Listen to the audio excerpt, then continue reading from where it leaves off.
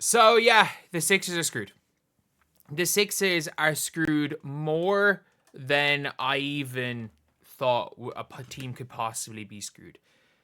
This is a team that is not that they don't attract big free agents.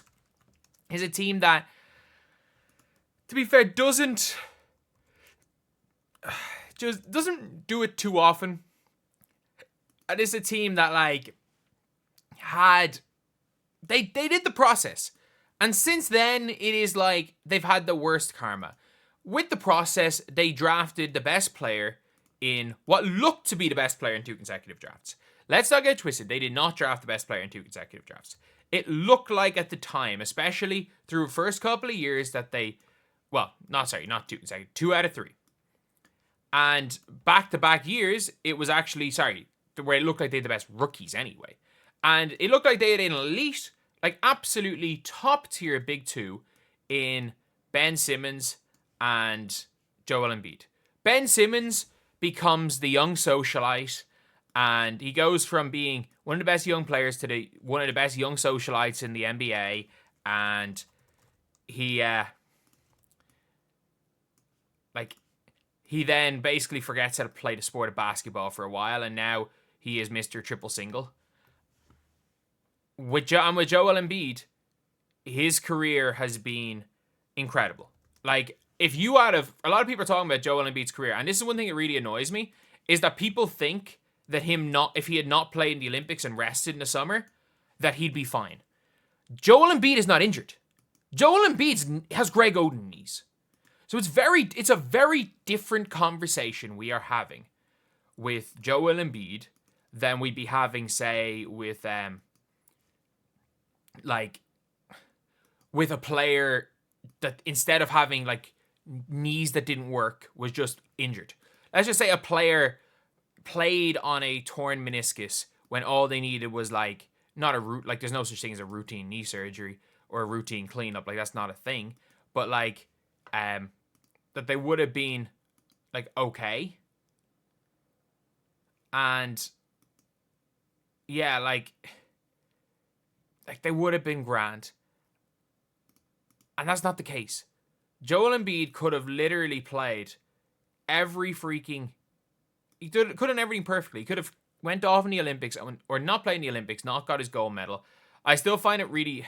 I would say I find it weird winning a gold medal not for your country, but I mean, a lot of people do. And if had he played for France and they won the gold, it would have been the exact same thing. So, I think I find the naturalized player rule in FIBA to be really weird, and I don't like when teams abuse it. I don't like when Slovenia bring out Mike Toby. And at least with my country, we brought a dude who, he got his Irish passport late, but his dad's Irish. I got no issue with that. If, for example, I don't know, if a player's family's from a country, if their grandparents from a country, a little bit like the football rules. I don't like the whole, if you can bring one player to give a passport, and then it leads to what Azerbaijan are doing right now, which is the biggest joke in basketball, where it's every time, Ireland play Azerbaijan all the time. It's one time they have Jordan Davis. Another time, they had, I can't remember who they had. They had someone, he played in the league. He played in the league for the Magic and averaged 7 points per game. He comes out against Ireland and he gets outscored by a dude I grew up playing against. And, just don't get me started on the naturalization rule being abused by these countries. Azerbaijan are just basically signing random Americans to play for them. But, he decided to be their naturalized player. I would be annoyed about that if it actually made a difference. No, his knees are gone. His knees were gone in the Olympics. There was talk of this happening during the Olympics.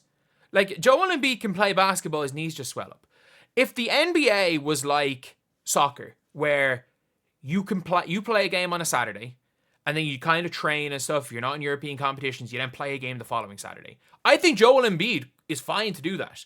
What he's not able to do is, not only is it not back-to-backs, he's not able to play, every third... he might have to play one of every 3 games. One of every 4 games. And he would have to almost commit to that, where he could play 30 games a season. That's realistically what Joel Embiid's body is capable of doing at this point in time. And the worst part is people are like, oh, the 65 game rule forced Joel Embiid to come back early. And I'm like, man. And they're like, oh, he got injured because he came back early. He got injured because someone jumped through his knee. It was nothing to do with the 65 game rule. Someone literally jumped through his knee. And he had bad knees before that. And then, obviously, at his size, his weight. And people are like, oh, he's too heavy, he needs to lose weight. No, Joel Embiid might be done. Like, I think we can just accept that Joel Embiid might just be done. He's had a real good career. Especially considering the fact, on his body, with his injuries early, and how he was hurt while drafted. He missed basically his first 3 seasons. And it's been 11 years. The fact he's lasted this long is unbelievably impressive. He's probably just done. And the Sixers even know that. The Sixers could petition for medical retirement. At this point, independent doctors selected by the NBA and NBPA would examine Embiid. If agreed, he can no longer play. His remaining contract will be wiped off the books for the Sixers. And the problem now is, Joel Embiid could play, like, Joel Embiid, realistically, let's be honest, even without surgery, is Joel Embiid can probably, in like 2 weeks, play. He could probably play. And the problem is if he plays, he's not going to be able to play for like 10 days. And that's the thing is, like, in every other sport, they don't play 82 games a season and stats don't matter as much. Whereas if this was in any other sport where you don't play as many games and your contracts aren't based on what's written on a box score, what Joel Embiid would be doing is teams will be managing him, just like older players in soccer. They don't play every game. They don't even play every week. They might play, and sometimes they might only play. You might play them as an impact, like, yo, look, they're coming 20 minutes off the bench this week. If we're in a big game, we're going to start them and play them most of the game. But like week in, week out, we're going to try play them maybe 20 minutes of game time a week. And that's the problem with Joel Embiid, is that the best course of action for Embiid is almost certainly playing him limited minutes. And it's like playing him limited minutes, playing him, picking and choosing when he plays, just trying to prolong his career, playing him 35 games a year, and in those 35 games, in 15 of them, playing him sub 20 minutes. But it's a problem with the box score specialists and the fact that, like, players have to be starters against every single team no matter what, and there's sometimes that, like, maybe a player not starting might be okay, and because there's roll-on, roll-off subs, you can't really do that. Like, there's so many reasons why I think Joel Embiid could retire soon, but I also think as long as he's as long as he wants to play in the NBA and he's healthy enough to play one of every 10 games, he will not get medical retirement. Like, people do realize, like, the medical retirement is the only one that I can think of. Like, Greg Oden didn't get medical retirement. Greg Oden just played out his contract and was gone. They wouldn't even give Greg Oden couldn't even get medical retirement from a team. The only player was Chris Bosh that I can remember, who was on a long-term deal and got medical retirement because of an injuries. It's not going to happen with Joel Embiid. People are like, they trusted the process what they got. He's still young. He needs to lose body weight. And he needs to do a better job of taking care of his body. Man, Joel Embiid is the wrong side of 30. His knees don't work anymore. It happens. It happens. It's not about taking care of his body. He's 7 foot, nearly 300 pounds. Humans are not meant to be that height, let alone hit the ground like he does. Like, there's no way. And like, a lot of people are like, oh, he falls like that to take pressure off his knees. There's no way that was good for his knees. There is no way. And you know what? It's definitely not good for other players' knees, considering the fact that he ended Danny Green's career. But like, the Sixers are planning for Joel Embiid to be done. That's it. Like, that is what their plan is. They are hoping that Joel Embiid's done. It's not going to work, though. The Sixers are screwed. The Sixers are absolutely screwed.